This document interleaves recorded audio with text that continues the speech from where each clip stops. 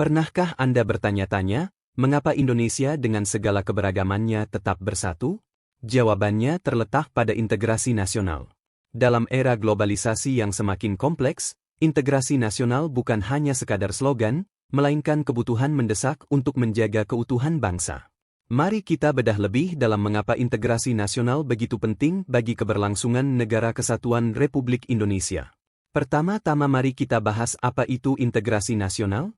Definisi dari integrasi nasional adalah proses sosial dan interaksi sosial dalam upaya penyatuan berbagai bentuk kelompok sosial budaya ke dalam satu kesatuan wilayah kekuasaan.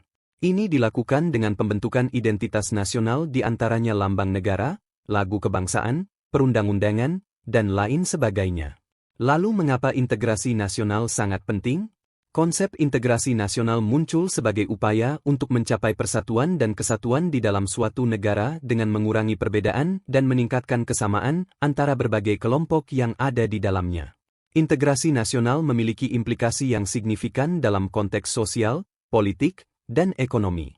Tujuan akhir dari integrasi nasional adalah untuk menciptakan masyarakat yang lebih adil dan sejahtera bagi seluruh warga negara.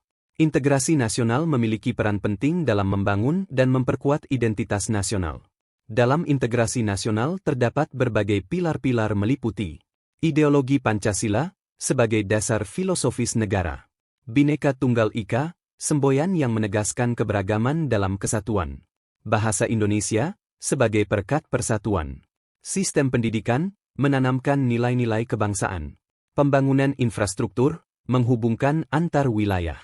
Faktor-faktor penghambat integrasi nasional meliputi keberagaman kesuku-bangsaan, geografi yang kompleks, ancaman dalam dan luar negeri, ketidakmerataan pembangunan, etnosentrisme, kurangnya kesadaran nasional, konflik SARA, separatisme dan kedaerahan. Faktor pendorong integrasi nasional antara lain perasaan senasib dan seperjuangan, rasa cinta tanah air, keinginan untuk bersatu, saling membantu, wujud ideologi nasional. Upaya yang dapat dilakukan oleh pemerintah terhadap faktor-faktor penghambat integrasi adalah dengan cara menanamkan kembali nilai-nilai Pancasila, pemerataan pembangunan, tindakan tegas terhadap gerakan separatis dan mempersempit ruang bagi para koruptor. Tantangan integrasi nasional di era modern. Radikalisme, ancaman terhadap toleransi dan kerukunan. Hoaks dan ujaran kebencian, menyebarkan perpecahan di media sosial. Diskriminasi, perlakuan tidak adil terhadap kelompok minoritas. Kesenjangan sosial, memicu ketidakpuasan dan konflik. Strategi memperkuat integrasi nasional. Penguatan pendidikan karakter, menanamkan nilai-nilai kebangsaan sejak dini. Peningkatan kualitas hidup, mengurangi kesenjangan sosial. Pemberdayaan masyarakat, memberikan kesempatan yang sama. Penguatan penegakan hukum, menjamin keadilan bagi semua. Kerjasama lintas sektor, pemerintah, swasta, dan masyarakat bekerja sama.